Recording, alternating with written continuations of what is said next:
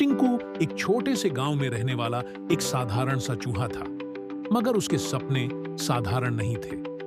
जब भी गांव के दूसरे चूहे उसका मजाक उड़ाते और कहते, तुम एक चूहे हो, जंगल के राजा से कभी नहीं जीत सकते, तो टिंकू अपने मन में सोचता, मैं एक दिन जंगल का राजा बनूंगा। टिंकू सुबह उठकर काम में नहीं लगता, बल्कि हमेशा कुछ नया करने और बड़ा बनने के ख्वाब देखता रहता।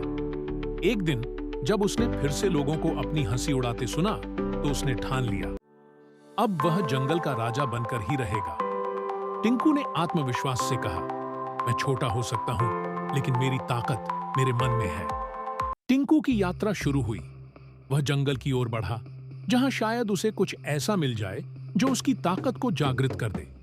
जैसे ही वह जंगल में गहराई तक गया, उसे एक जादुई पेड़ दिखाई दिया, जो चमकते हुए पूरे जंगल को रोशन कर रहा था।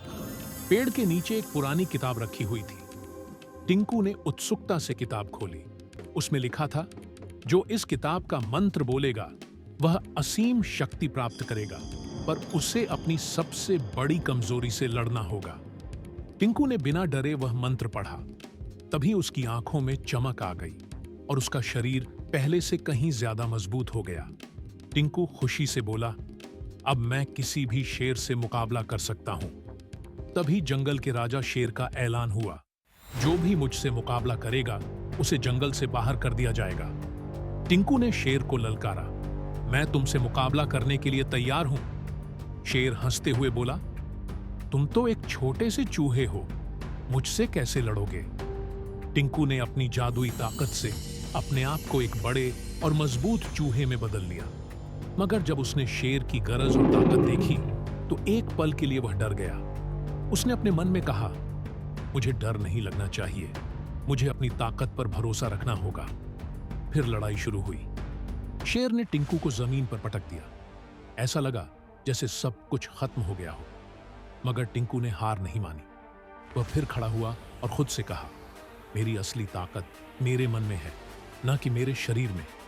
टिंकू ने अपनी सबसे बड़ी कमजोरी, अपने डर का सामना किया, और जैसे ही डर मिटा, टिंकू के भीतर एक नई शक्ति जाग उठी। इस बार वह शेर से लड़ा, लेकिन ताकत से नहीं, बल्कि हिम्मत और साहस से। आखिरकार शेर ने हार मान ली।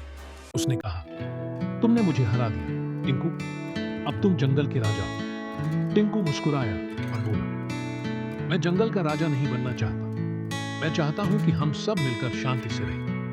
शेर ने सिर झुकाकर कहा, तुमने मुझे सिखाया कि असली ताकत सिर्फ शरीर में नहीं, बल्कि मन और आत्मा में होती है। अब जंगल में शांति लौट आई। सभी जानवरों ने टिंकू की बहादुरी को स्वीकार किया और उसे जंगल का सच्चा नेता मान लिया। इस कहानी से हमें यह सीख मिलती है कि सच्ची ताकत केवल शारीरिक शक्ति में नहीं होती, बल्कि अपने डर का सामना करने और आत्मविश्वास के साथ आगे बढ़ने में होती है।